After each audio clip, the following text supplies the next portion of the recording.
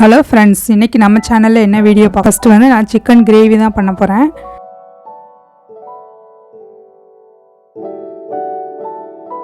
அதுக்கு வந்து ஃபஸ்ட்டு நான் சிக்கனை வந்து ஊற வைக்க போகிறேன். அதுக்கு 3 டேபிள் ஸ்பூன் அளவுக்கு தயிர், கொஞ்சோண்டு இஞ்சி பூண்டு, கொஞ்சோண்டு மிளகாய்த்தூள், கொஞ்சோண்டு மஞ்சத்தூள், தேவையான அளவுக்கு உப்பு சேர்த்து இதை நல்லா மிக்ஸ் பண்ணி வச்சிடலாம்.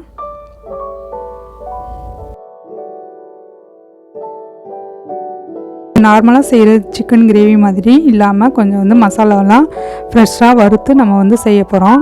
இப்போ சிக்கனை வந்து நல்லா மிக்ஸ் பண்ணியாச்சு. இது கொஞ்சம் நேரம் ஊறிக்கிட்டு இருக்கட்டும். அதுக்கு முன்னாடி நம்ம மசாலா வந்து வறுத்து அரைச்சிடலாம்.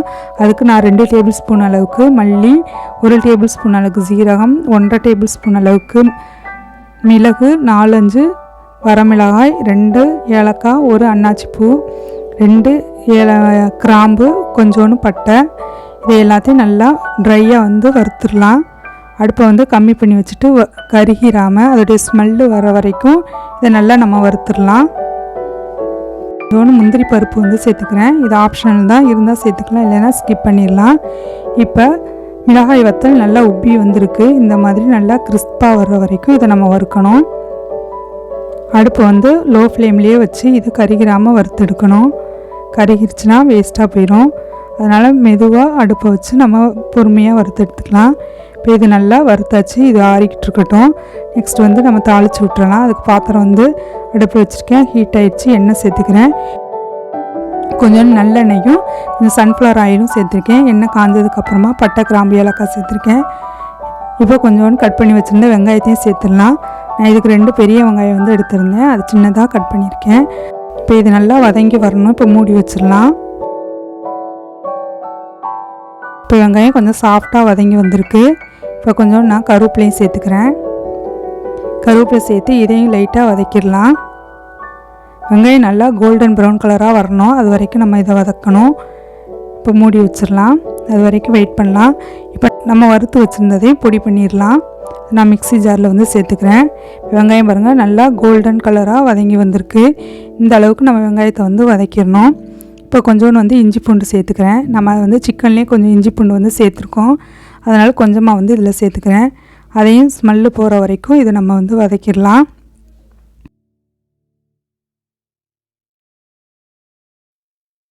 இப்போ நம்ம ஊற வச்சுருந்த சிக்கனையும் இது கூட நல்லா போட்டு மிக்ஸ் பண்ணிடலாம். சிக்கனுடைய கலர் வந்து சேஞ்ச் ஆகி வரணும். அது வரைக்கும் நம்ம சிக்கனை வந்து எண்ணெயில் வதக்கிடலாம். அடுப்பு வந்து நான் மீடியம் ஃப்ளேமில் வந்து வச்சுருக்கேன். இப்போ சிக்கன் வந்து கொஞ்சம் வதங்கி வரட்டும்.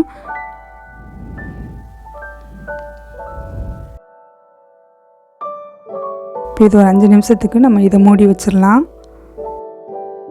இப்போ சிக்கன் கொஞ்சம் லைட்டாக வதங்கி வந்திருக்கு. தண்ணியும் நல்லா விட்டுருக்கு. இப்போ நம்ம பொடி பண்ணி வச்சுருந்த மசாலா வந்து சேர்த்துடலாம். எவ்வளோ தேவையோ அந்த அளவுக்கு நம்ம வந்து சேர்த்துக்கணும். நான் இப்போ எல்லா பொடியுமே சேர்த்துக்கிறேன். இது 1/2 கிலோ சிக்கனுக்கு வந்து இந்த பொடி வந்து கரெக்டாக இருக்கும். பொடி சேர்த்து இப்போ சிக்கனோட நல்லா மிக்ஸ் பண்ணி விட்டுறலாம்.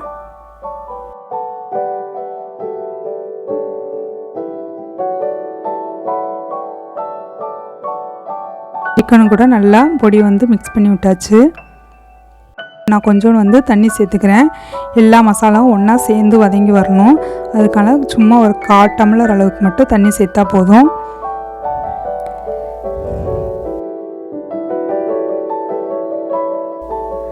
இப்போ நல்லா மிக்ஸ் பண்ணியாச்சு. இது கொஞ்சம் நேரம் வெந்து வரட்டும். அதை மூடி வச்சிடலாம் ஒரு 5 மினிட்ஸ்க்கு.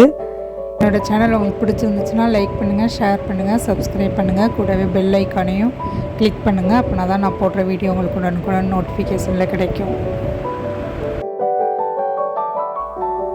இப்போ சிக்கன் வந்து பாதி அளவுக்கு வெந்திருக்கு.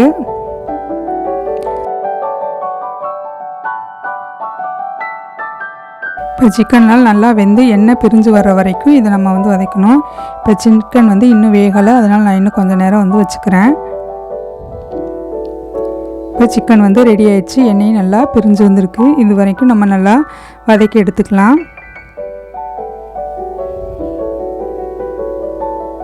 இது இப்போ ஒரு தடவை நல்லா மிக்ஸ் பண்ணி விட்டு நம்ம அடுப்பு ஆஃப் பண்ணோம்னா நம்மளுடைய சிக்கன் கிரேவி வந்து ரெடி ஆயிரும். இப்போ வந்து அடுப்பு ஆஃப் பண்ணிக்கிறேன். இப்போ சிக்கன் கிரேவி வந்து தயாராகிடுச்சு.